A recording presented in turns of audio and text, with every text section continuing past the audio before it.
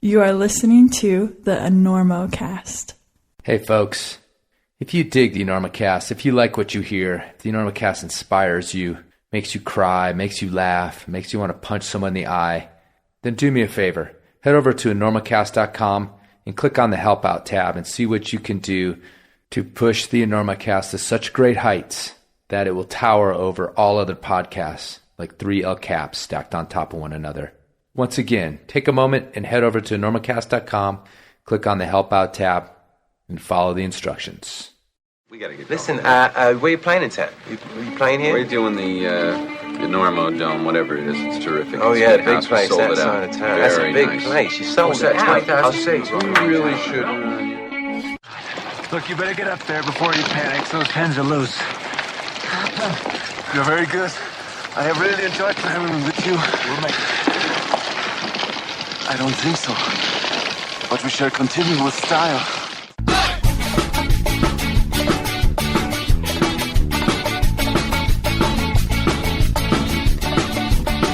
Good weather, bad weather.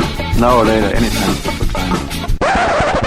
Today's show is brought to you by Black Diamond Equipment, with support from Maxim Ropes. And now, La Sportiva has joined the Enormo Nation as a premier sponsor. And of course, don't forget Bonfire Coffee. Go to bonfirecoffee.com, enter Enormo at checkout to get a discount on great coffee and to help out the Enormocast. Please support all of our great sponsors and let them know that you love them. And now back to the show.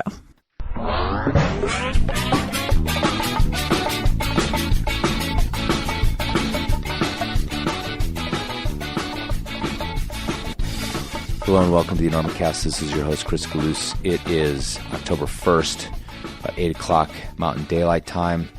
Still Mountain Daylight Time, even though it feels like it's getting dark quite early here in Colorado. But the true darkness is not upon us yet. We've got another month. Anyway, this is episode 90, a conversation with Black Diamond CEO Peter Metcalf. But before we get to that, I want to remind you about a couple of our sponsors. Sportiva has been on board all summer long, since the early spring, been pumping out that Sportiva message. Hopefully it's been taking purchase in your ear hole. Anyway, the sponsors for the Enormocast, I bring them on out of mutual respect. They like the show, I like their products, so please consider supporting Sportiva by checking out what they have. Great climbing shoes, as I've talked about many times this summer. Great mountaineering boots. They've got apparel. They've got skiing equipment. Go over to Sportiva.com. Check out what they have. Go to your nearest retailer. See if it's anything that you like. And please let them know that you appreciate the fact that they've come on board all summer long for the Enormocast. And if you open your wallets, that's even better. Also, I want to remind you, I mentioned it on the last show for the first time, that Peter Gilroy, jewelry maker, artist, is offering the Enormocast listeners a discount. Go to peterwgilroy.com and check out what he has. It's really cool stuff. Can't say that enough. Very cool climbing area and rock-inspired jewelry and accessories, belt buckles, hats, money clips if you're one of those playa-type dudes that run a money clip. Can't do it. I'm more like George Costanza. I like to keep a lot of stuff in there. Anyway, peterwgilroy.com. Enter Enormo at checkout for a discount. And also, I want to remind you that you can head over to belayspecs.com and get a discount on those crazy funky glasses that make the world look upside down. But I have to get used to them. They make you a more attentive and therefore safer belayer, and also reduce that ubiquitous sport climbing neck pain. So go over to belayspecs.com and enter Enormocast at checkout to receive a discount on belay specs. Change your life. These things will. Guaranteed. Okay, let's get to the interview because it's a long one. Peter Metcalf, CEO of Black Diamond, founder also of Black Diamond when it split off or reorganized or whatever. He tells the story. Came from Chenard, became Black Diamond right about the time I started climbing, actually. Some of my very first early climbing equipment still says Chenard on it. I have a pair of straight shaft X15 Chenard ice climbing axes for sale, actually. What the hell? If anybody wants those things, get in touch with me. Because you know I sure as hell ain't going to use them anymore. They do belong in a museum. They're very low tech, although they were the shit in the day. But anyway, they still say Chenard on them. I started climbing in '89, which is right about the time that they were converting over to Black Diamond. So I'm interviewing the CEO of one of my main sponsors. Is this a case of the tail wagging the dog? Are my more cynical listeners already shut off the Enormocast? Probably. Anyhow, you're going to have to decide that for yourself. But the deal is that Peter Metcalf is a true hardcore climber. He has an extensive Alaska resume, which we spend the bulk of the interview talking about. We do end up talking about the somewhat fabled, at least for my era, story of how Chenard became Black Diamond. And we ended up talking a little bit about conservation efforts that he has spearheaded, both as the CEO and personally. This guy met the president this year, so he's up there fighting for our right to climb out there, to enjoy backcountry skiing, all those sorts of things. Anyway, I'm proud of this interview. It was really inspiring to talk to Peter. Great guy, and the fact that he sat down with me and gave me a good hour and a half of his time is pretty special, because he's one of those guys, sort of a mover and shaker, for whom time is an extremely valuable commodity, both his time as a businessman and his personal time. I think we crossed over between those two during the interview. So I hope you enjoy this. Listen carefully. See if you think it sounds like some sort of sales pitch. But really, I don't think you can help but be inspired by this guy's work ethic and his passion for the sport. Is it a sport? I don't think it's a sport. It's a lifestyle. It's a pursuit. It's a dreamscape in which we tread. Is that too much? Maybe so. All right, let's get to it. Conversation with Peter Metcalf.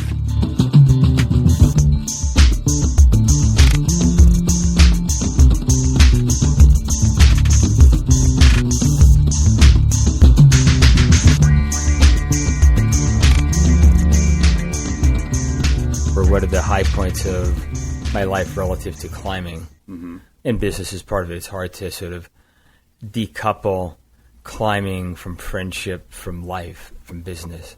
I think we're probably pretty good. Cool. So we're rolling. And sitting with me today is Peter Metcalf, who actually, I just asked him about his title at Black Diamond. So I'm going to have you give that to everybody if you don't mind. Yeah, no, my pleasure. I'm the CEO, president, founder, and jack of all trades. Okay. Thanks for coming in, Peter. How are you doing? Great. Really enjoying the show. It's always great to get together with this industry that is so much comprised of friends, climbers, the tribe. It's very familiar, and it's always wonderful to do this. It's twice a year. It's showtime, and you get to present the efforts of the past year. Well, and we've been trying to do this actually for a little while, a few shows, and things have come up, and you're a very busy man. I mean, especially this time of year, which is why it's hard to do at these shows. It would probably be better to have tried to do it at another time. But I totally appreciate that we're finally sitting down, so it's pretty cool. I'm very psyched to do this, and having listened to numerous podcasts of yours, Chris, it's really an honor to finally be joining this elite group of climbers. Thanks, man. I don't know if the word honor has been uttered across the table like that before, so I appreciate that. But truly, I mean, you know, you're among some pretty heavy hitters. So even as recent as your good friend Jack Tackle, who was just on, and so yeah, no, like I said, it really is an honor. I mean, climbing's been my life, and but I don't put myself up at the level of climbing that many of the people are, as far as I'm concerned, that you've interviewed. So. I'd like to actually start with that. You know, I think publicly at this point, the company name Black Diamond and you are sort of synonymous, but I'd like to talk to you about you as a climber, because that's obviously where it began. And I think I want to use Alaska as sort of a point to go forward and back from, instead of, you know, just starting, you know, whatever it was in the Boy Scouts, or I'm just guessing that, but is that a pretty good guess? That's a very good guess. Yeah, because I know you're East Coast. Right. So that seems to be the path out there. Especially in the 1960s and 70s. Yeah, and if it was before, it was like, you know, some sort of outing club. But yeah, Alaska figured prominently in sort of your early climbing. And you actually started going up to Alaska at a super early age. Yeah, I mean, I'm proud of that. I mean, I think even today, 43 years later, my first climb in Alaska remains a record for the youngest group of people to go do a technical new route on a major Alaskan peak. I was 17, my partner was 17, two of us were 18. Never been to Alaska before, and we went and did the 5th overall ascent, first ascent of the southwest ridge of Mount Fairweather in the Alaska Coast Range.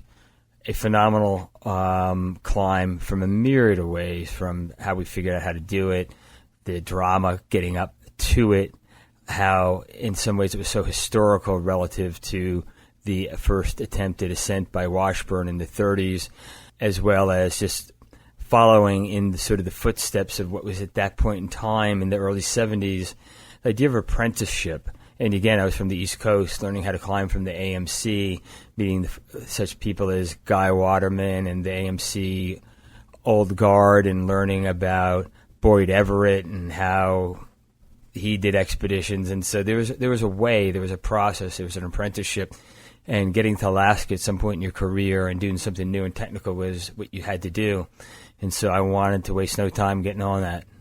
So let me sort of position that in terms of, if you're a kid, coming up, you said the Boy Scouts, you probably started rock climbing, but, when you're sort of dreaming up something like this, like, where is that coming from? Is that being handed down to you by these older guys? Like, there's not really, the Rock and Ice, the climbing magazine thing that's showing up in your mailbox once a month or anything like that. So this idea, or these ideas are they being handed down on high from the greats, or?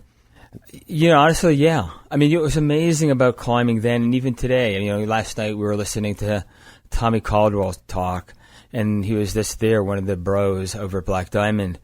And so I started technical rock climbing in 1970. I was 14 years old.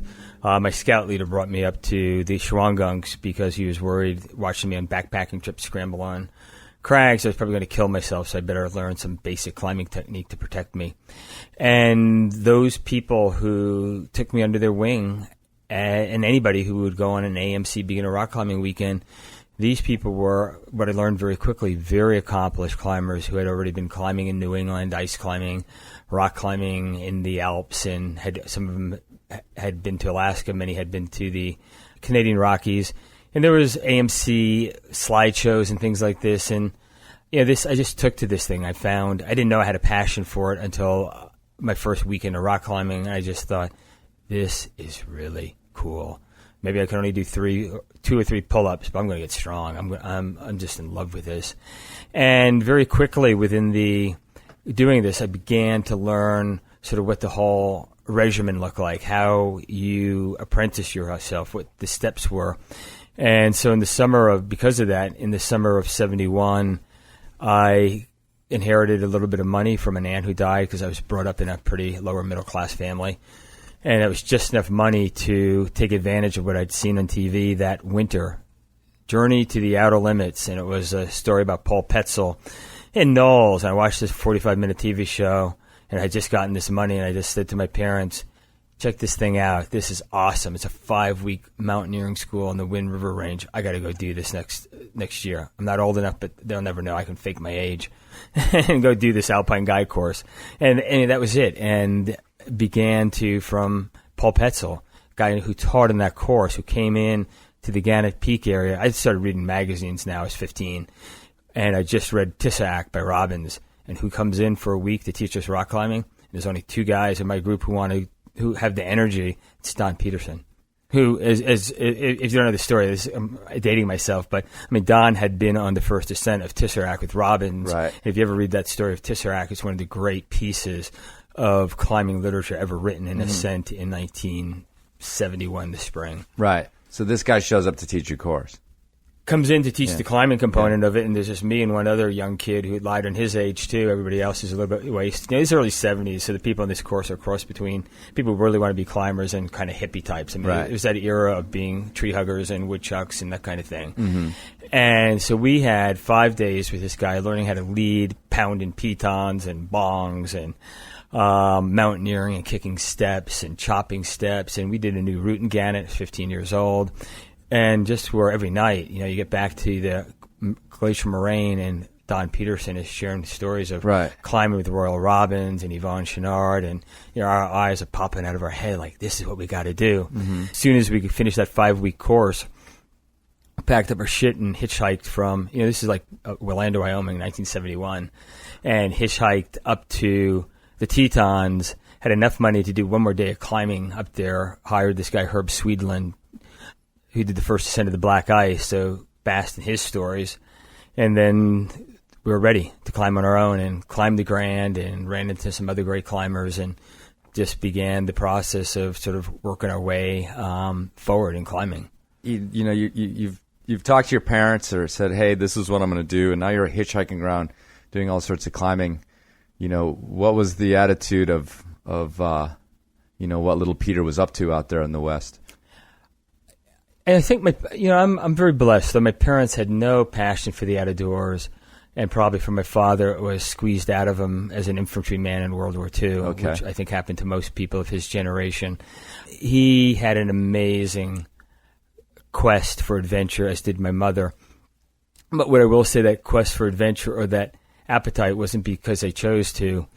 It was survival. My mom was a Jew in Germany before World War II and got here after the war. And my father was born and raised in China and left with nothing because of the Japanese bombing got so intense.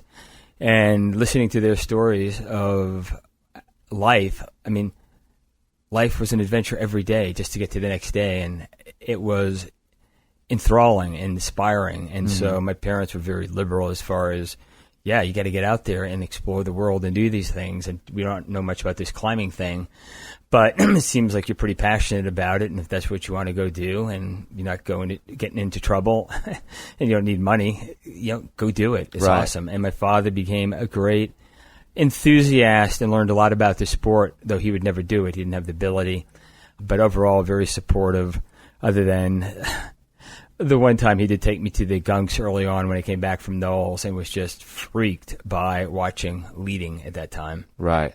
Well, he should have been. Yes, he should have when been. you just added at that time, that's all that needs to be said. But leading climbs then was... I do have to share this one story. So, at this point I'm 15, and the way I typically went climbing, and I had a climbing partner from junior high, would just take the bus to the subway, then hop on the subway because it's very cheap. Take the subways up to the GW Bridge, walk across the GW Bridge to the Palisade Thruway, and then unroll this sign we have, New Paltz, and go up there every weekend. And my father one time said, you're hitchhiking a lot. I'll drive you up there once, and drove up. And we were, for those who climb at the gunks, we're climbing by the Uberfall by Rhododendron and Laurel. And this is, before nuts, pitons, wearing Robbins boots. And I remember thinking, there's a sort of a line between those two routes. I'd never tried it. There was no protection, but I should try it. What the hell? And so here's my father on the ground just watching this. And I, at this point, get out there high enough, far enough out from my protection that if I decked, I would hit the ground and probably hit my father. So he's watching this. And then I get this high step up, and I get my hand on this, what was it, like a dime hold. And as I try to step up on it, I go into sewing machine leg. So my leg is just vibrating at like 100 times a second. My father's watching this, and I'm trying to do this move, about to come fly into the deck. I get the move, and all the way home, my father just says, "You're crazy. You got to place more protection." And I get in this fight with him, not because he wasn't correct, that I hadn't done something stupid, but you're 15. You got to fight with your dad. What the hell does he know? And then we get home. I have on my wall, I had just put up there a few months earlier, this is 1971 or 72, a picture of, I forgot who it was adult black and white poster of the traverse off of Texas Flake to Boot Flake, or Boot Flake to Texas Flake, whatever it is. It's aid, right? Mm-hmm. I remember being there 2 years later. I think that's where the shot was taken. But my father pointed to this and goes, "Look at all that protection. That's what you need to do." Right. And I share that story because we had a big fight. He never took me climbing again, but he supported me.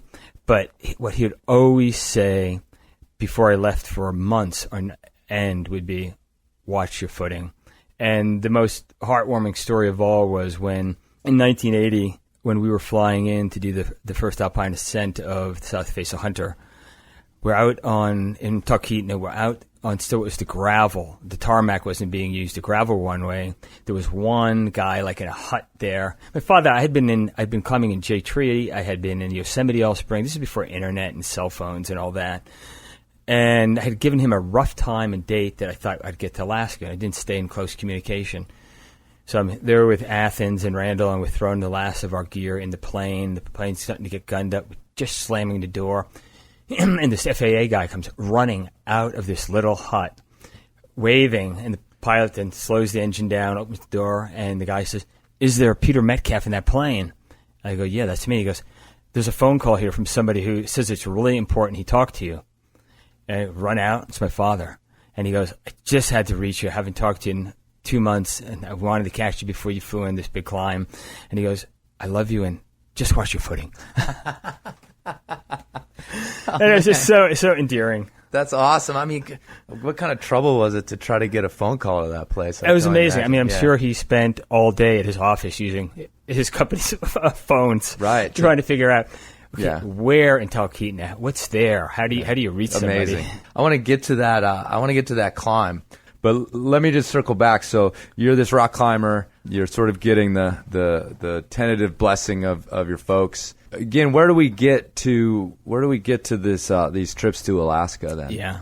So climbing at the Gunks, it's a small tribe then, and everybody, you got to climb right next to your heroes. It was the old guard that was still climbing there. Fritz Wiesner and Hans Kraus were still pretty active.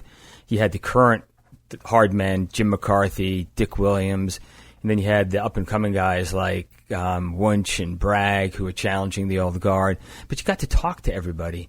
And though at this point in time I was now leading on my own and had my own partner, you'd just be able to at the restaurants and on the Uberfall talk to people. And because I'd gone on several of these AMC beginner climbing weekends, I got to know Guy Waterman, Ted and Evelyn Church, Julius Beattie. I mean, the people who were kind of the mountaineer hard people of the AMC at that time. And Guy Waterman, who we'd run into each other in ice climbing a little bit, he said to me, "You're so passionate, enthusiastic." And we'd do some climbing. He goes, "Hey, my son, Johnny Waterman, is trying to make a little bit of money from putting together some climbing trips because he's out west. And he is hooked up with a guy named Leif Patterson, who's just another amazing climber who I'd heard of, Canadian, Norwegian. And this coming summer, they're looking to, try to be able to be in the Canadian Rockies. They're coming back from Alaska. And if you could put together a small group of people, I think the cost would be relatively modest. They would be happy to lead an expedition into Robeson, and you could do the Cane Face on Robeson. You could do some new routes on Whitehorn, Resplendent, whatever. Go do that." So anyway, I had a couple of climbing buddies my age and saved the money up from a lawn business, did that hitchhike up to Montreal, took the Trans-Canada train out to Mount Robeson Station. We actually got the guy to stop the train and pop out in the middle of nowhere. Next morning, met Leif and Johnny, and both of them had just come down from Alaska. So Leif had just done the first alpine-style ascent of the west rib of the south face of McKinley with Alex Petoulis, and I forgot whom else. And Johnny had just done the first ascent of the East Ridge of Huntington with Rocky Keeler, sort of the hard men of the age.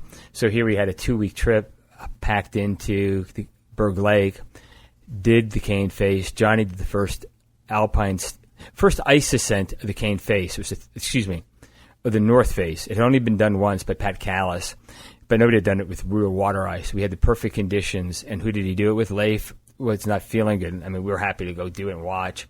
But hiking in, another climber's partner had just twisted his ankle. So there at Berg Lake was a guy named Warren Blesser, who was one of the top climbers of the day. So he just joined us, hooked in with us. So here I am, just barely turning 16, with 3 of the top Alaskan mountaineers of the day, Leif Patterson, Warren Blesser, and Johnny Waterman, and my 3 buddies.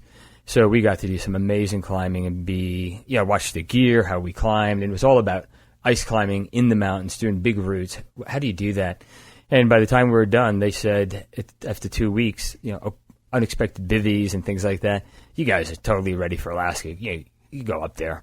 Right. And so that was the inspiration. So we got home that fall, me and my buddies, and started going to writing the American Alpine Club and going into the library, starting to get books. What's subjective in Alaska? And this is before the internet. Starting to read books and talking to people, and started to develop some ideas, and just serendipitously came across a book by Patty Sherman, The Cloud Walkers, about 4 amazing peaks in the Canadian in Canada. St. Elias, Logan, Waddington, and Mount Fairweather, because the guy had done the second ascent.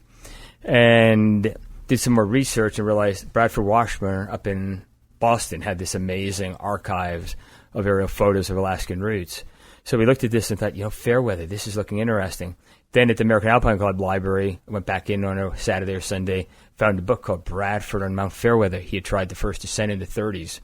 Amazing story. So called him, and Brad was Brad. You guys are 17? I wasn't that much old. I was at Harvard at 19 and went there. Come on up. And we started talking to him about what route we were thinking about. And, Brad was full energy, quit doing whatever he's supposed to be doing. He's directed the Museum of Science, came out, spent 2 hours with us looking at photos, pulling them and talking about routes and saying, yeah, you guys should go do that route. That's awesome.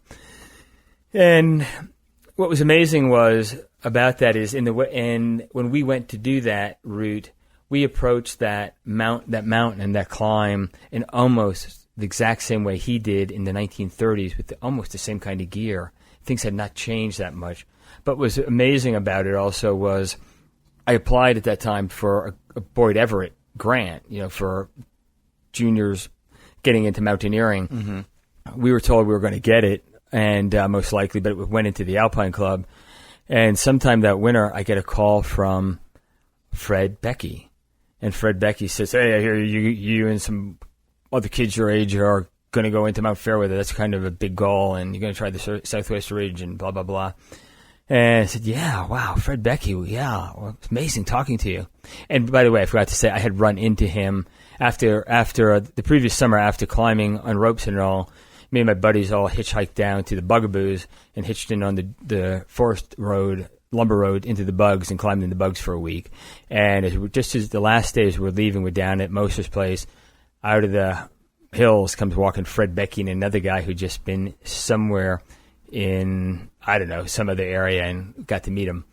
But anyway, Fred tries to persuade us not to go, and I finally said, well, we're going to go. And Fred then says, well, I'm going there with a bunch of other guys. It's going to be Greg Markov, Dusan Jagursky, Jim Wickwire. We're going to go and do that route, so, there's no point. And I said, oh. Well, that's okay. I mean, we don't mind doing the second ascent. We won't even know about it. We don't care. We just want to feel like we're doing a first ascent. Mm-hmm. And anyway, it was clear he wanted to talk us out of it. And we said, we'll just go anyway, have a good time. And then I get a call from Wickwire about this. I'm thinking, God, here's a bunch of 17-year-old kids who have never been to Alaska getting intimidated by the leading climbers of the day. Don't go there. And I told them, hey, it's cool. You guys just do your thing when we get there in June. And they told me that they would beat us to it anyway. I said, it's cool. When we get there, we won't see you and whatever. So anyway, the funny story is, so we drive cross country, get on the ferry boat in an old VW van to Prince Rupert. That was an epic. I learned how to drive a stick shift in Chicago at rush hour. Got there, and then instead of taking a boat in like Bradford did, you fly into Lituya Bay. So it's a plane landing on the water. But when we get to the hangar's place, Ken Loken's in Juneau, we'd done everything was correspondence by mail. Walk in, introduce ourselves, and Ken's secretary's there, and she goes, you're the team that are going to try the Southwest Ridge of Fairweather? We go, yep, that's us. And she goes, do your parents know you're here? And anyway, so yeah. Reasonable question. Yeah, yes, they know we're here. We unload our shit, and then we go into the hangar, and they said, you can sleep in the hangar. We walk back there. There's there's Dusan Jagursky, Greg Markov, and Jim Wickwire. We introduce ourselves. And said, why are you guys here? And we're waiting for Fred Becky. He's been caught in a snowstorm in the Bella Coola Range. And wow, I guess we're going to fly in first, huh? And they said, well, yeah, you guys go. But it was Wickwire said this.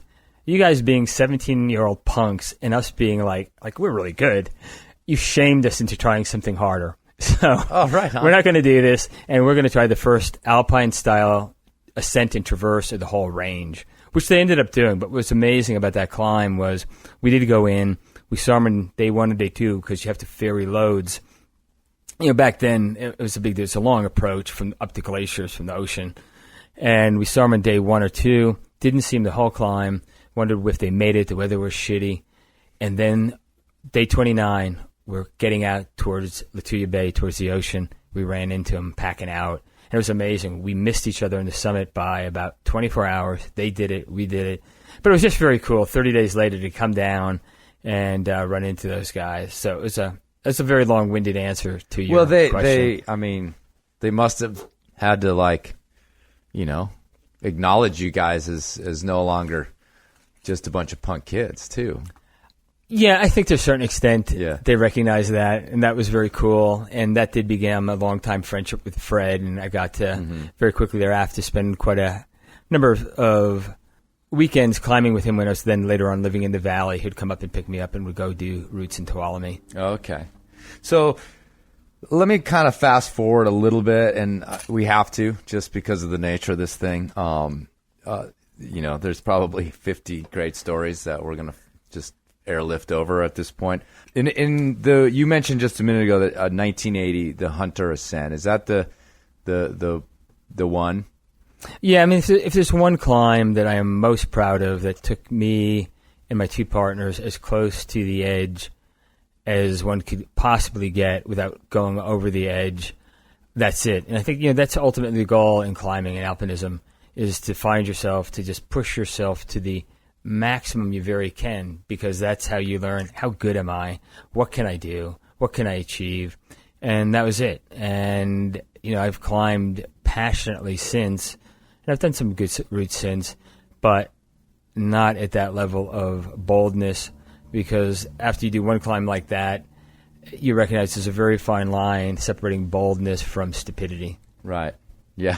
I mean, yeah.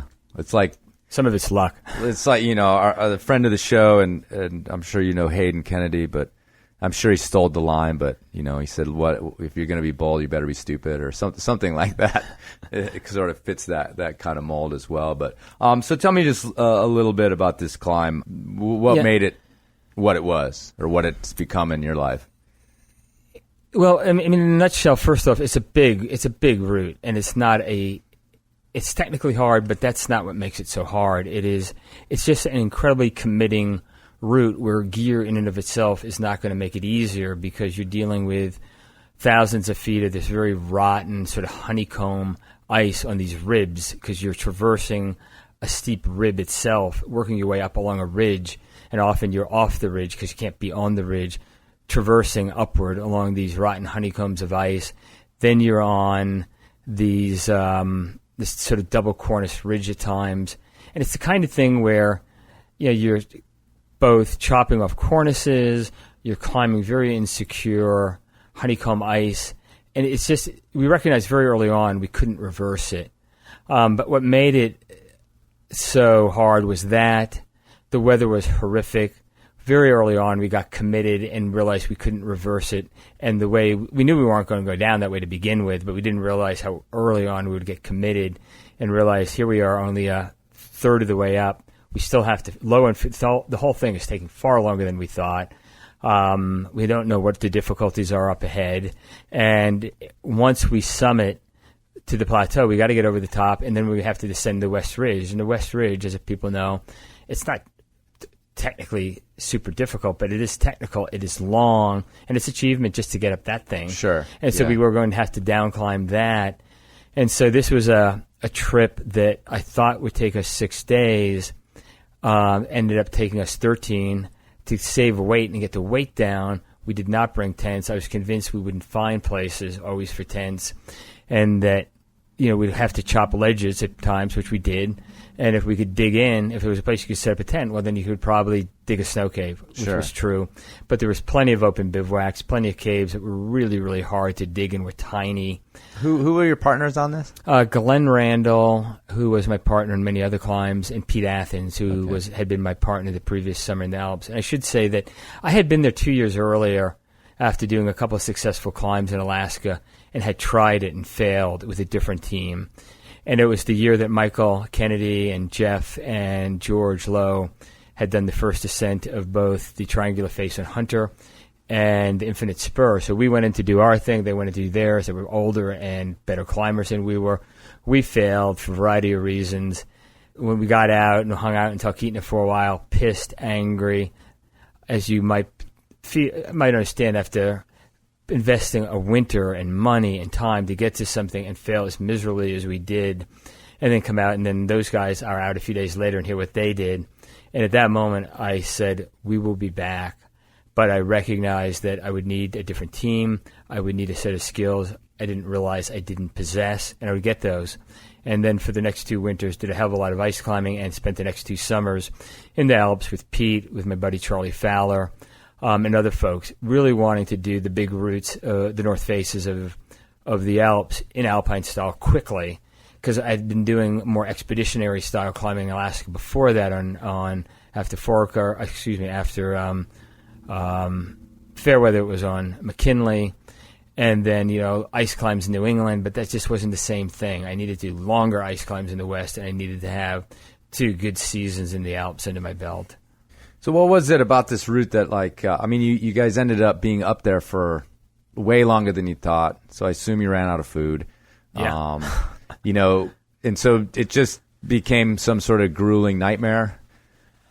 I mean, what are we talking about in terms of pushing, you said going right up to the edge? So first off, when I say this, people are going to wonder, what was the addiction? Why were you so maniacal about this route? And, my first trip to the Talkeetna was in 1975 to do a new route in McKinley, which we did do, expeditionary style, or capsule style, 45 days. But as you know, you don't get flown in immediately. And when you're in Talkeetna and you just walk down to sit in the river and you look at the Alaska Range, you see there is McKinley, Hunter, and Fork on the left. There's 3 big peaks, and then the rest of things. And the middle peak is Hunter. In the middle of the middle peak, you're looking right at the south face, and there rises a line that was unclimbed, which is the south rib of the south face. It's the Walker Spur that you see from the meter glass. And at that moment, I just thought, I got to find out about that route, and if it's not climbed, I got to do it. Got possessed in 75. And so that's why I had to keep going back. But what it was that it's just long. I mean, comparing it to the Alps, you think, okay, what's 7,000 vertical feet? It's just not that much. But on a route that in Alaska, things are just bigger because you're not dealing with a nice, beautiful ice face just flying up into the clouds. You're dealing with first a glacial approach, but you're dealing with rotten snow. You're dealing with these fluted ridges. You're dealing with double cornices on steep ridges. And then we had good, solid, direct aid climbing. The ridge, when you get on it, at times it's exceedingly steep, and at other times it was lower angle than we realized, which didn't make it fast. If you got a double cornice and you're doing an al cheval and having to take your ice axe or a shovel and try to chop these cornices off, and using your crampons like you're spurring a bronco, it is just time consuming. It's unprotected. And as I said, the weather was just horrific. At that time, when we were on that route, Chenard and Ridgway were trying to do the south face of McKinley. All sorts of people were on the range, and nobody got up anything. And the only reason we got up at this thing was we either got up it or we died. Right. And the weather was the worst weather I have seen in my life. I mean, it would be weather that you just wouldn't want to climb in unless you absolutely had to. But we didn't have the food. We had 6 days worth of food. We ran out of it. And then the question was fuel to melt enough water to keep going, and that we knew wasn't going to last. And then, gear back then was not what it is today. People feel like gear can always be better, for sure. That's what we do with BD. But, you're climbing a long route, 13 days. You're on a lot of rock with your crampons and your tools. And by the time we were getting towards the end of the route, before we got up to the plateau, there's still a lot of hard climbing. And on one, gear's breaking out, and you're getting holes in your gloves. And on one of the last leads up to the summit plateau, some steep ice, Glenn Randall's leading it. He yells, the weather's horrific. He yells down that, hey, God, my crampon just broke, but I'm going to strap it back on here. I'm going to hang from a tool. And I'm waiting. I feel like I'm going to freaking freeze to death. And I just tell Pete, look, keep him on belay. Just run the rope out on me. I feel good. Whatever with climbing is, I'll get by and I can help Glenn. So we have 2 ropes. So I lead out, come to Glenn and go, Glenn, what's going on? He said, I broke my crampon. I'm trying to strap it on here. I'm okay. I'm just about done. I go, look, I'm just going to lead out this pitch and get up I think we're close. And anyway, I almost did myself in trying to, it was the last pitch, but the steep and the summit plateau was all corniced and trying to chop through the cornices to get up. But the reason I'm sharing that is, so Glenn had a broken crampon that he duct taped together. His tool had a break in it. But during that, he also got severe frostbite. Right. And he ended up losing a couple of fingers. And we all got pretty bad frostbite. In the end, we all had to check ourselves into the hospital for a couple of days. Pete and I didn't lose anything. Glenn lost the tips of several fingers. But at that point in time, there's still a lot of climbing to get off of it. We wake up in the morning. We dug a snow cave that night, didn't know what had happened. And in the morning, as it gets light and the storm's abating, and we go, okay, I think we can traverse this plateau. Glenn pulls off his gloves and goes, guys, I need help. I mean, you look at his fingers, and they're just giant wads of these black and blue blisters, and you realize he can't even put his climbing harness on, let alone hold a tool. So that we recognize that's going to take a little bit more time here. Right. Sorry, I'm laughing.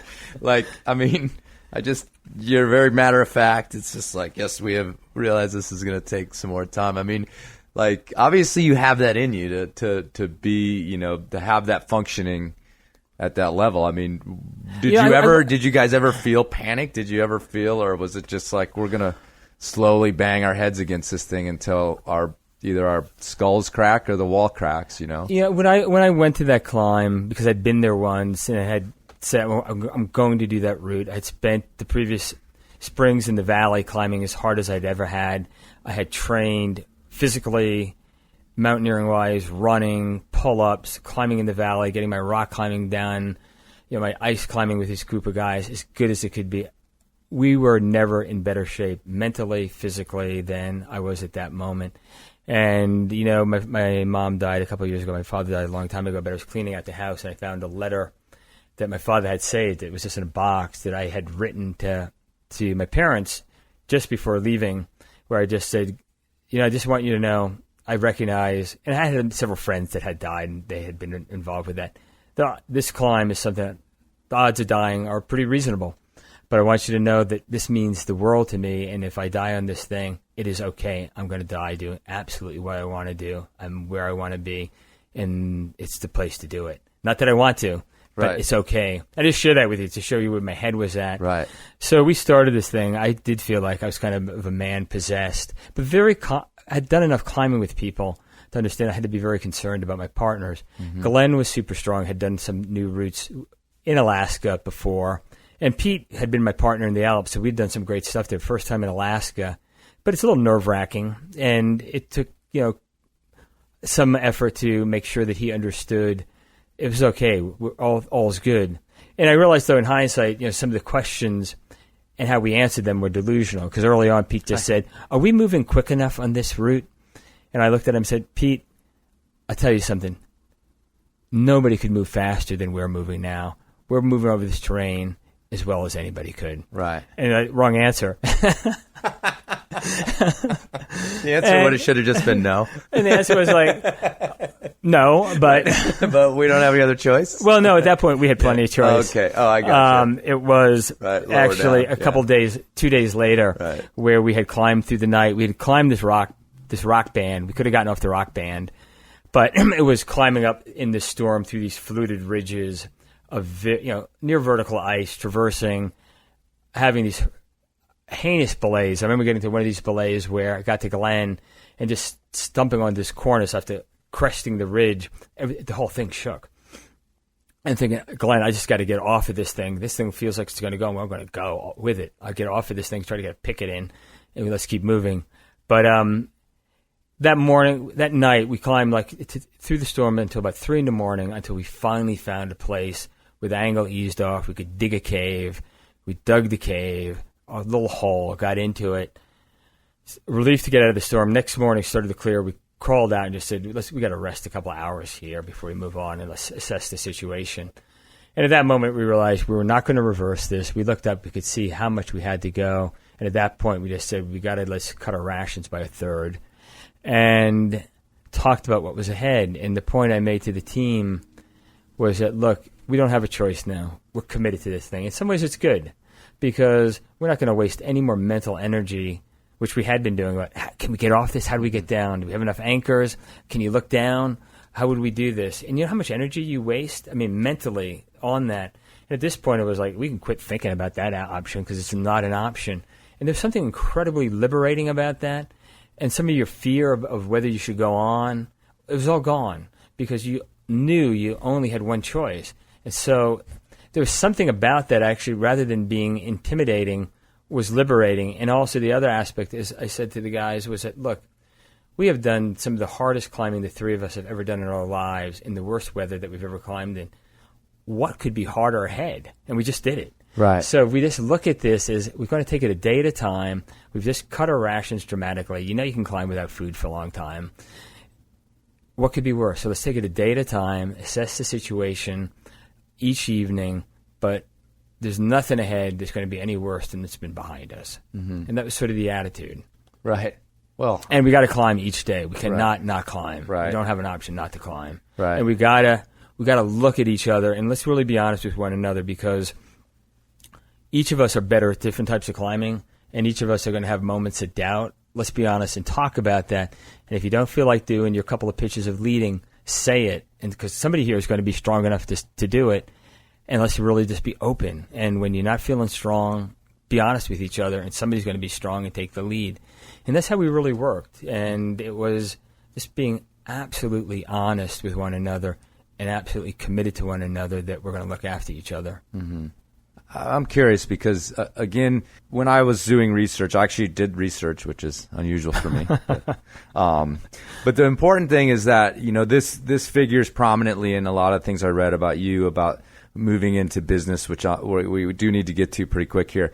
But did you guys have any sort of like post, climb where you sort of assessed how those guys felt about this climb, or have you remained in contact to know if it figures in their lives in a way that it figures in yours?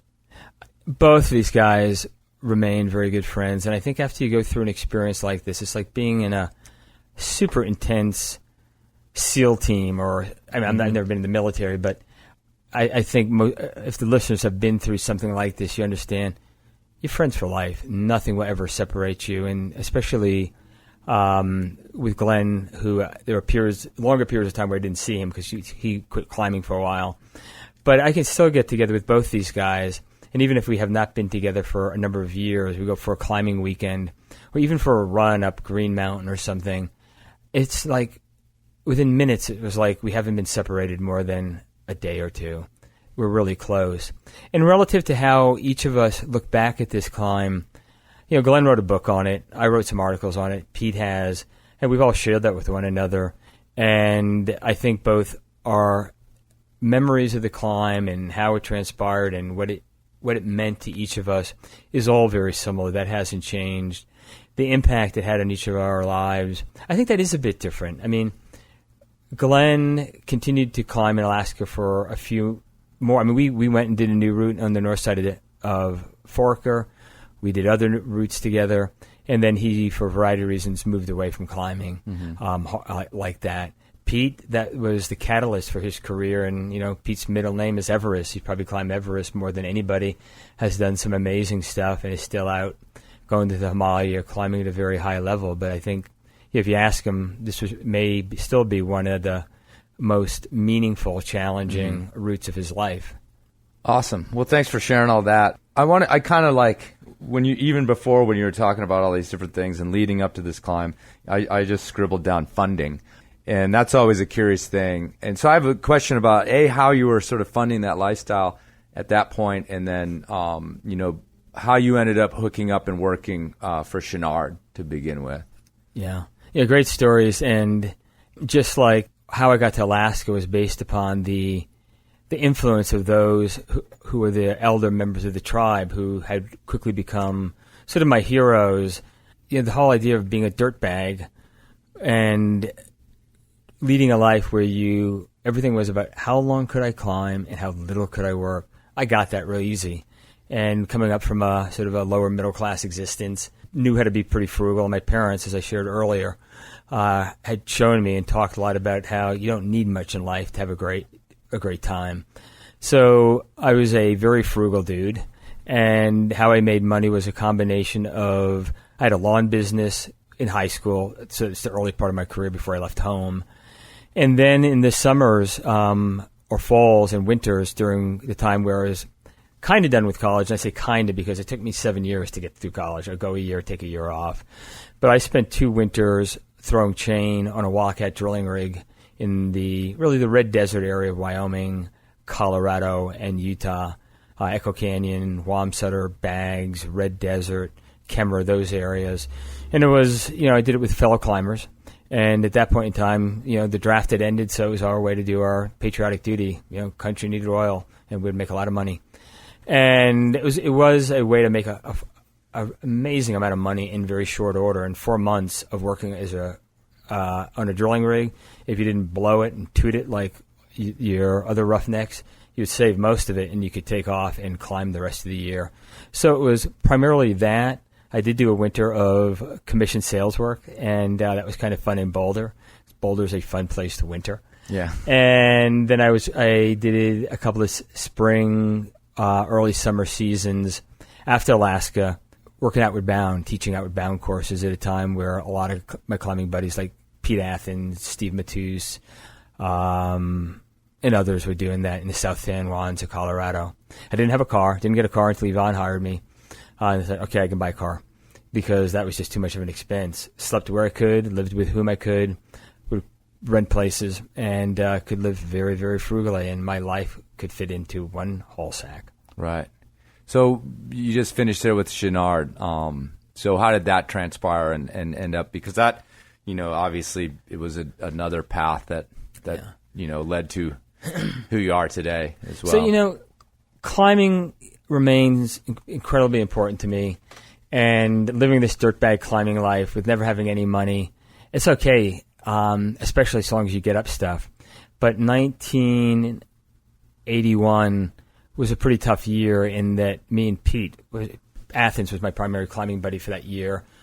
And we went early season to Peru, and between Giardia and other shit, we didn't get up anything big. And we got up some stuff, but spent more time being sick than getting up stuff. Came back, did some decent rock climbing, and then we both went working for Outward Bound. And then we took off for Europe for the fall. And the weather was absolutely horrific. We had no money, and Europe is not cheap. And trying to crash illegally in Europe, you're sleeping in weird places. And when it came fall and I came back to the States, I just thought, I started thinking of Fred Beckey, honestly, because I'd been climbing some that year with Fred, and I admire Fred, but I just thought, I don't want to end up quite like Fred. So he was both an inspiration and where I didn't want to go, and I thought, what do I know? I know guiding, but at that time in America, you could not make it, and Outward Bound was not a career. And, Glenn was getting to be a writer and a photographer. Pete was was still thinking about guiding or Outward Bound, and he took off for Scotland. And I thought at this point in time, look, I am pretty entrepreneurial. I love the community. I think I'm reasonably smart and resourceful. There is this career I'm hearing about called being a rep. And this is, in 1981, when Patagonia was about $1 million and North Face was just getting going and climbers were starting to get hired to tool around in their cars and, quote, sell stuff. And I figured, well, I sold suits for a winter on commission. I can sell, and I know this industry. So I started writing letters that winter when I got back. I think I wintered in Boulder, and started writing letters to people I knew about in the industry because I'd hustled a lot of gear in exchange for photography and things like that. And one of the people I started writing to was Patagonia Chenard, and they're saying, I know some people you hired as reps. I'd love to become a rep. And actually started some communication on that, but because I didn't have any money and where they wanted to interview me didn't ever work out, I never could make an appointment, which wasn't very good. What happened then was in spring of 82, had a good spring in the valley. My climbing started taking off, went to Alaska, got up a bunch of stuff. And, when things are good, being a climbing bum is awesome. And so I decided, you know what? I think maybe being a climbing bum is okay. And I had these Outward Bound contracts. So we took off to Alaska and got back to Boulder. Just got back from Alaska. Did some great routes in Alaska. It was just flying high. Had my contracts with Outward Bound, but there was a letter waiting for me. And I opened the letter, and it was from the general manager of Patagonia, Chris McDivitt. And what she said to me was, hey, we've been corresponding with you for about a year about a rep job with Patagonia. You'd never made any of the interviews. I mean, I would tell him I couldn't get there. She goes, this is the last letter you're ever going to get from us. But she said that we just split Chouinard Equipment up from Patagonia. Patagonia is $1.5 million. Chouinard Equipment's $900,000. Yvon said he was going to run it. He's not running it. And he said that he wants me to go find somebody who is a climber first and foremost, who might be able to be his general manager, run it for him. He'll train you. And, your resume, I was looking at it, and it's unusual, but Yvon wants to hire a climber. You interested? And I thought, oh, my God, if there is one thing I'm interested in, it is that. Picked up the phone, called Chris. First she goes, who is this? Chris looked at, luckily I had a friend with a house and a phone, and I said, I did leave the $2, which was a lot of money. Made the call, and she said, hey, Yvon's going to be back he's not around. You need to talk to him. It's his hire. It's not my hire. Call back next Monday and talk to him. And I thought, okay, I'm serious about this. So I had a lot of friends in Boulder, at Low Alpine Systems, and the companies, New Gary Neptune, and the industry was small. I talked to all these people like a maniac, took them all out for beers. Tell me about the industry. Tell me about Chouinard Equipment. Tell me about these businesses. What's good? What's bad? And with that information, sat down one night, borrowed a typewriter, and wrote a letter to Yvon and said, here's why you should hire me. Here's what's wrong with your company. Here's what's right. Here's what the opportunities are. You should hire me. Sent that to him, FedEx, $10. First time I'd ever used FedEx in my life. And so when I called him, he said, hey, introduced myself. And he said, that's a damn good letter. Really want to talk about it. We spent about an hour talking about it, and he said, we need to meet face-to-face. And he said, when can you get to Ventura? I said, I don't own a car, and that's hard. And I said, more importantly, I got to leave here because I got these contracts with Outward Bound. I can't break them, and I need the money. So we talked a little bit about him, and he said, okay, what dates are you free? And I said, well, I got 5 days between two of my courses in July. And he goes, that's good, because he goes, I'm going to be teaching an ice climbing class on the north face of the Grand Teton right during your break. Find somebody, find a way, you're resourceful, get up to the Tetons, help teach this class, come up to Surprise Lake, and that would be the interview. And we'll talk, and we'll spend a day at my house afterwards, and I'll tell you whether or not you get the job. So one of my buddies at Outward Bound had a car, told him I'd pay the gas, let's go up to the Tetons, you can go climbing. I'll walk up to Amphitheater Lake, hang out with Yvon, and then we'll go back together. So anyway, did the class with Yvon for 2 days, went down to his house for a day. And at the end of these 3 days, we kind of hit it off. He scribbled on a piece of paper something and handed it to me. I looked at it, and it was an address in Munich. I said, what's that? He goes, that's the name of the guy we just hired to be the distributor in Europe for Chouinard Equipment in Patagonia, Hans Martin Getz. Be at that date, that place, on September 7th. I'll refund your airline ticket when you get there. That's where I'll be. You're hired. Right, and that's how I started. Awesome. Yeah. So how long was it before, quote unquote, the shit hit the fan with Chouinard, Patagonia, the lawsuits? I mean, we could spend an hour on that. If anybody needs the background, just look it up. But basically, Chapter 11, things kind of split apart. It's sort of legal protection of assets is what I sort of understand. So how long were you there? And then let's just try to get a little bit about that backstory of the beginning of Black Diamond, which is 25 years old. Yeah, over 25 and a half. Yeah, Yeah, we're going to celebrate our 26th in December. So we've 25 years under our belt. So in a nutshell, got there in 82. Business was sub 900,000. And just by putting the energy and drive back into it that I had for climbing into the business the way Yvon had that in the 50s and the 1960s and the very early 70s before he began to shift his focus to apparel, I got the business to take off. Climbing was also growing and grew the business pretty quickly. It took 25 years to get to 900,000, and then we got it to about 6 million by 1988, introducing the Camelots, introducing replaceable pick ice tools. I mean, you just look at the line. I mean, it was through gear innovation that put forth. But with the expansion of climbing, we also had what was called what I call the Big Bang that hit the outdoor industry, and that was the confluence of a bunch of mega forces that hit American society. Biggest one was the revolution in tort law, the ability for you as an individual to sue a landowner if you got hurt, to sue Walmart if you slipped and fell on their floor because it was wet, your ability to sue a manufacturer because he didn't put warning on the top part of a ladder that not to step here would collapse. all those things. So football helmet manufacturers were going out of business, ladder manufacturers were going out of business, scuba manufacturers were going out of business.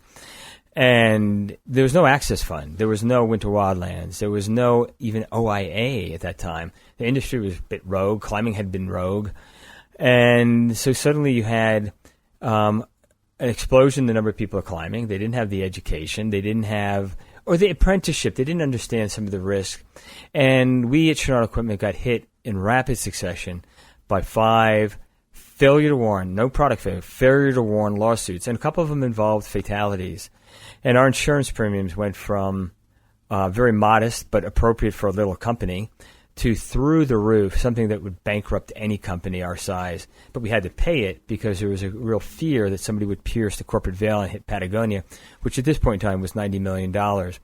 In addition to that, the insurance premium was not making the company very profitable. In addition to that, I had moved the company. I have a belief, I still do, that the golden days of climbing are out the windshield. They're not in the rearview mirror. And the key to retaining your passion for climbing is to keep embracing the new and the next generation and move it forward. And Yvon, his golden years in climbing really were in the late 50s and 60s and early 70s with ice climbing. And he had a set of beliefs relative to the sport that put he and I at odds at this time relative to Camelots, sticky rubber, chalk, bolts, sport climbing, Lycra. And, so... He was right about the last one. Yeah, I mean, basically is that though he has a great passion for climbing, he just questioned where the sport at that moment was going and what I was doing to make the company relevant and make it a leader. And my belief has always been to be a leader tomorrow like you are today, you have to be something absolutely different because we are appealing to these dynamic sports that are giving birth to bouldering, gym climbing, sport climbing, mixed climbing. I mean, that's the beauty and the lure of climbing. It's constantly recreating itself, and that's why we're so addicted to it. And that's what I was doing with the company. But so between that, the fact that now the company was not making any money, I was losing money, and it created a big risk for Patagonia, he said, I'm done. And so with all of that, he put it into a Chapter 11 bankruptcy late in 88, early 89, and said to me, we're going to liquidate the assets. So I want you to put together a plan as quickly as you can to liquidate the assets so we minimize the losses. And I said, okay, and drove home, thought about it, and talked to my wife to get her support, and came back the next day with a $20,000 check, which was my life savings, and said to him, look, give me 90 days. I had no idea what I was talking about. And I will put together a brand new group of people, a company made up of employees, to buy the assets out of bankruptcy and continue the legacy of Shannard Equipment. I'll make you proud, but I need 90 days to do it, and I'll figure it out. What because year Shannard was this Equipment, again? I should say that this was late 88, early 89. Okay. And I should say that Shannard Equipment, it was a wholly owned subsidiary of the parent company of Patagonia. I mean, it all looked like it was part of one thing, but it was illegally, it was a separate company. But we received our financing, our HR, our accounting, our credit, our IT, all of that came from Patagonia. So what I was running at Shannard Equipment was manufacturing, design, development, engineering, sales, marketing, and a tiny warehouse. But none of these other things. I didn't know about accounting, finance, and whatnot, let alone buying assets out of bankruptcy or raising money or board of directors or any of this shit. So 90 days proved to be 9 months. And it really was what people don't understand, because we never really talked about it, was the likelihood of this thing happening was like 1 in 1,000. This turned out to be the business version of Mount Hunter. I mean, it was monomaniacal, 7 days a week for months, 15 hours a day, trying to figure out how do you raise money, how do you create a business that can have all this stuff to buy. We were going to have 50 people or 40-some people the day this deal closed if we succeeded. We had to deal with the liability. There's no point investing my life savings, taking a second out of my house, guaranteeing the deal. I was only going to be a 10% owner anyway. If we couldn't make this work financially, deal with the liability, and not get sued out of existence. And this was at a time where nobody thought it was possible. Yvonne's counsel to me at the time was, if you get this thing started, keep it lean, keep it light, run it out of the back of your car like I did for my first couple of years, because attorneys are going to get you. It really was dark hours. I mean, people really wondered if bolting was going to be banned, if climbers could still go on the public lands or private lands to climb. And that's the reason I started the business with my peers at Chenard, was that climbing meant everything to me. It had been my life. It defined who I was. It was my passion. It was everything. I spent the last 6.5, almost 7 years of my life, as reinvigorating Chenard equipment in the way that Yvonne had done at his time, in a more modern way. And this felt like it was going to make a mockery of my life and what Chenard equipment meant to the world. And I wanted to create something, because there was no access fund, that was going to belong to the climbing community.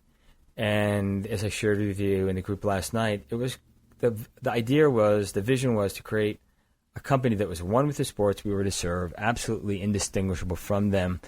And the reason we were starting it was to make a difference for a fellow community of users, of which I was one. It wasn't just to sell them something.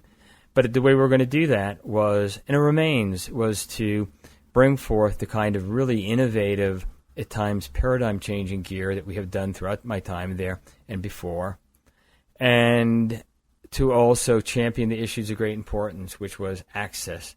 You're privileged to climb where you want to climb, preserving these great places, education, supporting climbers going on trips, just being there to support the vibrancy of an activity that is more than a sport. It's a way of life.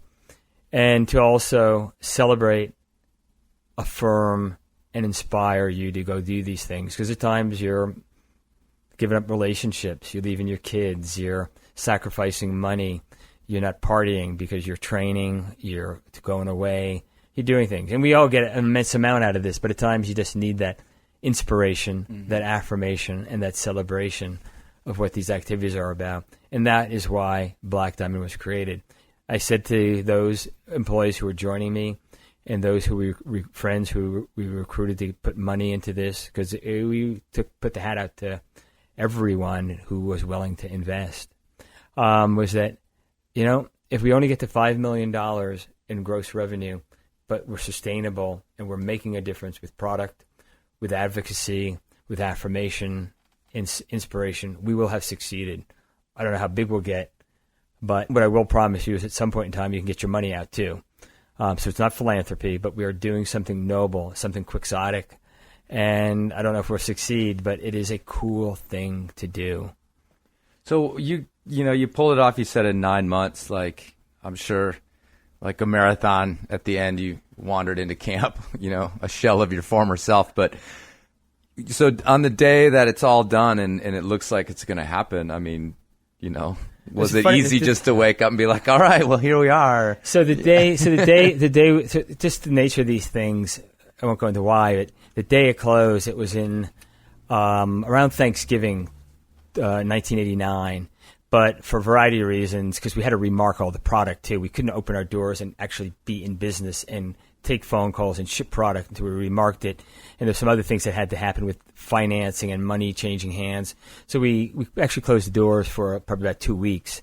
We explained why, but the timing was perfect. I was mentally and in some ways physically exhausted. And we flew to Boulder that weekend because that was the first climbing competition in America in the Boulder Rec Center. And Jeff Lowe was a friend and a friend of my wife's. My wife had worked for Jeff at his climbing school back in the 70s and climbed with him. So we knew the Lowe's really well. I had lived in Boulder, so my friends were all there. So the funny thing was I needed to decompress, go to Boulder, think about this. And I also knew I wanted to get the business out of Ventura as quickly as possible, which I can explain why later.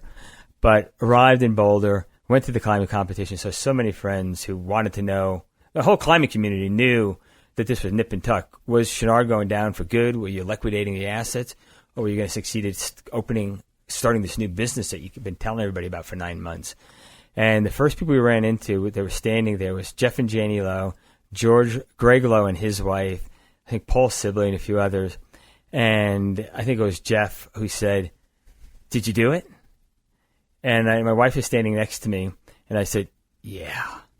And he looked at me and said, "Congrats." And then Greg Lowe's, they own Laytok and Lowe, and already at this point in time, there were already challenges there. And Greg's wife, who knew my wife, looked at her and goes, with that southern accent she has, she goes, "Honey, I know the appropriate thing to say at this point in time is congratulations. And I'm so sorry that unfortunately I know better. You have my sympathy." Yeah, I'm sure. Those trying times for those and so, guys on the horizon for sure. And the first 18 months was another Mount Hunter for everyone. Right. I mean, we were so close to the edge in getting this thing running, working, and then we were losing our lease. Patagonia did not want to extend the lease very long because they needed the space for Patagonia. And I wanted to relocate the business to someplace where location would reside on the asset side of the balance sheet and be accretive to this vision of being one with the sports we serve, absolutely indistinguishable from it. I wanted to be in this vibrant community of climbing, mountaineering, and off-piste skiing because I saw what Ventura had done to Patagonia from the standpoint of becoming a surf company. You are affected and forged by your environment. Mm-hmm. And I wanted to be among the tribe in the right environment. And that's what I learned about being there. You could not Black Diamond could not become the company I envisioned being in Ventura. It had to be in the heart of one of the more vibrant mountain communities in America. And so I didn't know where that would be, but I knew it would be in the mountains somewhere, and began the systematic search. But I didn't think we'd have to move as quickly as we had to, but the lease wouldn't be renewed. So we had barely a year to get the business stabilized and then move it. And a lot of people would say, well, how hard is it to move this little business? We're a manufacturing company. We had 150-ton presses. Mm-hmm. I mean, we had so much stuff, and we were super leveraged. I mean, I raised less than $1 million. I raised from friends and family $875,000 and a hell of a lot of bank debt from a commercial finance company to get this business going. And it was employee-owned. I mean, I didn't own it. It was employees, it was retailers, it was distributors, suppliers, it was friends who believed in the vision and mission of the company. But we had to move early on, and no sooner finally picked a location, found our very eclectic digs. It was a bank repoed faux Scandinavian shopping village at the foot of the Wasatch Mountains that I had a board made up of employees and some of the outside people, thought I was absolutely out of my freaking mind to think that we should buy this dilapidated shopping village to put this manufacturing and climbing business. It worked out really well. My dream was to create an epicenter for climbing in Utah in the Wasatch and to make it a cross between Disneyland and Toyota City for climbers. But, I mean, it was really tough. The first year and a half to 2 years, it was a nip and tuck sort of thing, whether or not we were going to eke it out. Mm-hmm. But it's that tenacity that climbers have, and I talk about the whole team, to work for very little, very long hours, because they have this just undying commitment to this quixotic dream and this optimism. I think Galen Rowell said once, at the heart of the mountaineering experience lies optimistic expectation, the belief that tomorrow has got to be a better day than today. And that was kind of it. And at the end of about 2 years, it was clear we were going to make it, that it was starting to come together, that people were embracing what we were doing. Payroll wasn't a nip and tuck event that was going to take my house from me. Right. And you could start to breathe a little bit easier, and it began to be more anticipation than anxiety. I've always said that all the big things in life need to have 51% anticipation, 49% anxiety if they're really big. If it's 60% anxiety and 40% anticipation, that's not a good quotient, and the likelihood of getting killed is probably high. Right. It kind of felt that way for the first year and a half to 2 years.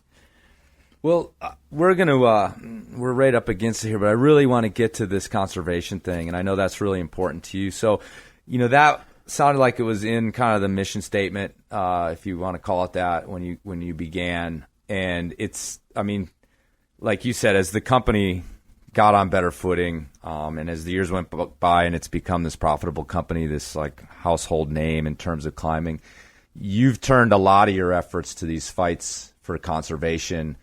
Nationwide, but specifically here in Utah, you've sort of gone toe-to-toe with with sort of the official stance here. Can you tell me a little bit about like where that fits into the philosophy and where it fits into your sort of personal ambitions? Yeah, absolutely. And it's this. In creating BD, as you acknowledged a moment ago, Chris, I said that we're here to make a difference for a fellow community of users, climbers, mountaineers, off-piste skiers. And we would advocate for and champion the issues of great importance. When I think about the climbing experience, it has really 4 fundamental components to it. One is climbing itself, right? It's physical and it's mental. And that's it at the heart. That's what it's really about. That's the draw. But the second part of it is about the brotherhood of the rope, this idea of you and your partner working in collaboration, not competition. And like I talked about in Mount Hunter, just becoming amazingly wed to your partner. And that's something very special about that. And it's the tribe, too, this unbelievable group of people. And then another part of it is the adventure that at least certain types of climbing have. But the fourth part of it is the absolutely sublime places we go to apply our craft. And, listening to Tommy Caldwell talk last night about being up on the Dawn Wall is just what a magical place that is to wake up in the morning.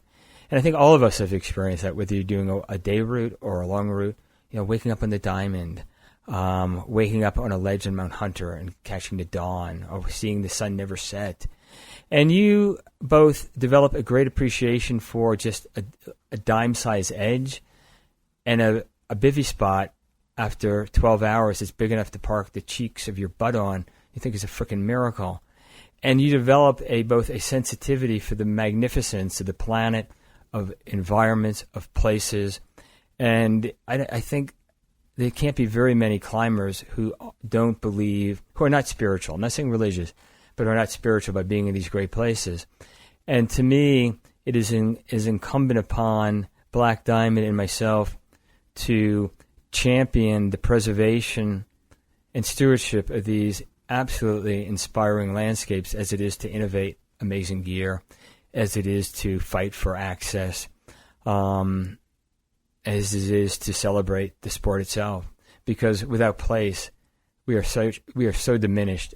If everything was to be trashed, drilled, mined, excavated, and turned into some kind of overly developed, exploited area, let's think about how much that would be diminished. How beautiful would that be and not be? It would suck.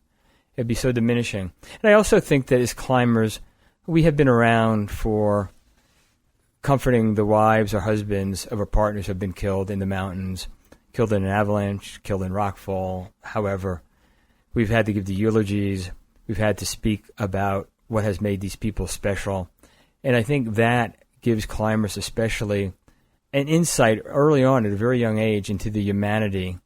And part of discovering your humanity is not only how you take care of your fellow human being.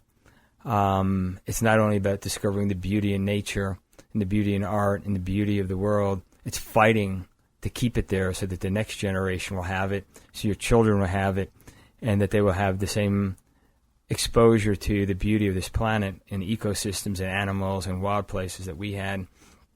And it's just part of being a full human being, and I think that is what makes climbers so special.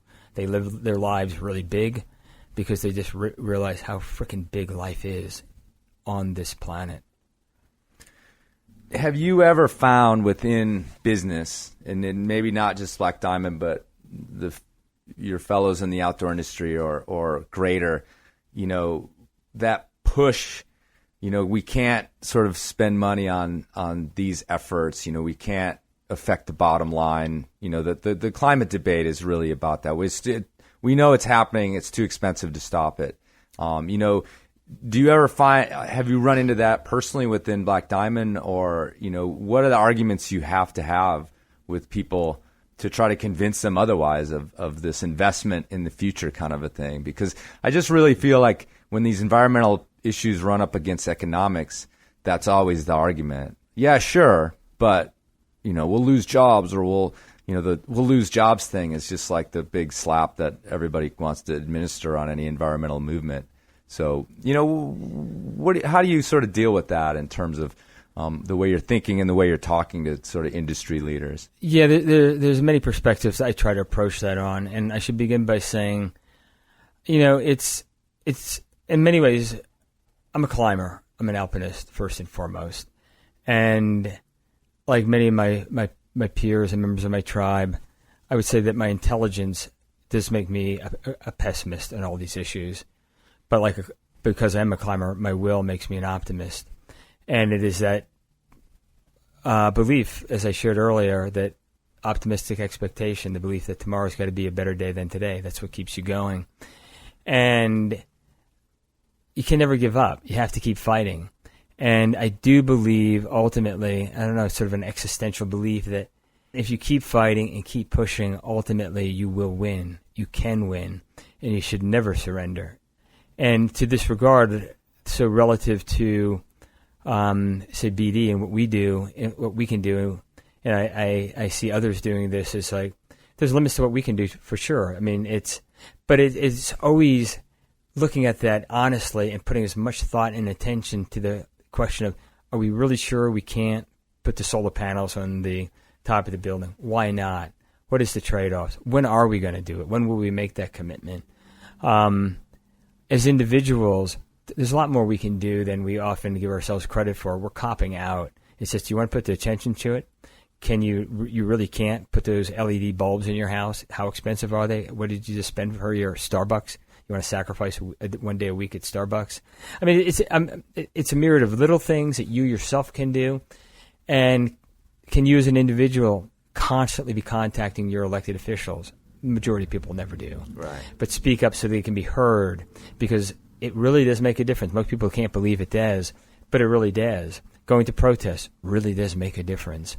And then this jobs issue, it is a total crutch, and it is so usually insincere by those who present it, and they know that. But we can't afford to lose the jobs. Well, you know what?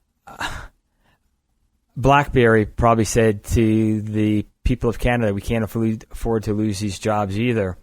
But they had a lame product, and it was no longer the right product, and everybody's using an iPhone. And the point I'm making here is that technologies change, and in what we've learned in private enterprise, nobody's protecting Black Diamond from Petzl or Metolius or Adroid, whatever.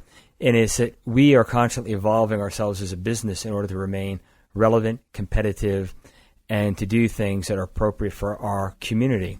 And likewise, that's the role of government. It's at times to understand what the externalities are of cost of things that are occurring in the free market that the whole society is paying for. And when somebody comes from a coal mining state and says, we're going to lose a lot of jobs over this, I will say for that individual, he is or she is absolutely right.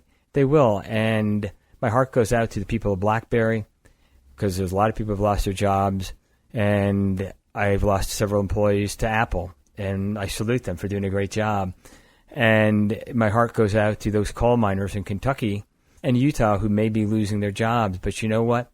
Utah's booming, not because of coal mining, but because of the open space. And I was just visiting with the head guy from Adobe in Utah County, 1,400 super well-paid, young, high-tech, knowledge-based, creative class people. And their recruiting video is rock climbing, mountain biking, mountaineering, trail running, canyoneering, all of that. And then the views you get out of their facility, beautiful views of Mount Timpanogos with some of the best backcountry skiing in the planet. And my point here is, and what I'm always telling legislators is, in private enterprise, we make decisions on where to invest, because you can't invest everywhere. And if you do, you'll be nothing to no one, and you'll be nowhere, and you go bankrupt. And for our public leaders to say, I can't afford to alienate coal mining, we're going to lose jobs, well, then what you're telling the up-and-coming industry, the future of this state, what's really the golden years for the state of Utah, is to be thinking about our natural environments, our public lands, from the perspective of recreation. Some of it's developed, some of it undeveloped. And that is what's going to lure the Adobes and the Goldman Sachs and the BDs and other people here, because outdoor recreation, access to some of this amazing climbing, canyoneering, river running, that's what people want. And if you fuck it all up with mining and fouling the air, which they're doing right now, or tar sands in southern Utah that use up all the water that we don't have, you will mortgage the future, and there will be no future. You'll be like that Aryan Sea in the Soviet Union that everybody looks at National Geographic with these big rusting hulks of fishing boats in a lake that disappeared 20 years ago that was a vibrant source of the economy, and it's gone. And so those are the arguments I give people. And, and some of the times what I hear back is that, from the governor, I went to this comment of, if we don't approve this oil drilling project by Deso Canyon, which is the start of one of the best rivers in Utah, how many jobs if we approve it, you're telling me it's going to be bad for them. How many jobs are you going to lose? And, my comeback on that is, it's a lot like cancer. If you could tell somebody which cigarette is going to give somebody throat cancer, that's the cigarette they'll quit smoking. But you can't tell them that. So I can't tell you which project you're going to approve is going to ruin it. But by the time you've ruined it, there's no coming back. Right. You've got to have a more enlightened attitude than that. Mm-hmm. I guess the only thing I'd add is I'm sort of trying to formulate my thought here, but it's that for your listeners who are all, obviously, if they're listening, they're avid climbers. And if you're a climber and you're listening, you're a very special person. You're in control of your life. You've got discipline. You live big. You live for your dreams, and you make them happen. And it's incumbent upon you not only to take a big role in fighting for the preservation of your local climbing areas and supporting your local access group, but also just the future of this incredible planet. It's incumbent upon you to be a citizen and make a difference, like you are in your personal life. Think a little bit bigger and make a difference for the community, the planet, and for society. All right. Well, thanks, Peter, for coming in and sitting down, coming to my crummy hotel room at Salt Lake City, spending a lot of time with me. I mean, we went over. I'm going to get you back on time, but it shouldn't be a problem. And just thinking about like this optimism, this looking forward. I mean, you just had a birthday, just turned 60, had a great party from what I understand, knocked something off your bucket list up in the Tetons, So I hoping that with these fights that are ahead of you with conservation and everything else, that you're still thinking that same way in your own life in terms of looking forward and looking forward to some other achievements. Thanks, Chris. And what I'll say is, obviously, I'm not as bold as I was at one time, but I'm still reasonably fit and vibrant. And my passion and energy has never been higher, and my optimism is as high as it's ever been. All right. Well, thanks a lot, Peter. Chris, thank you.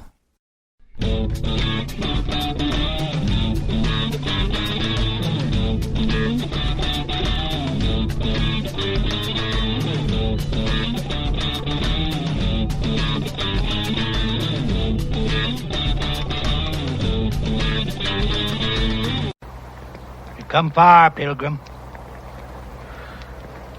Feels like far. Were it worth the trouble? What trouble?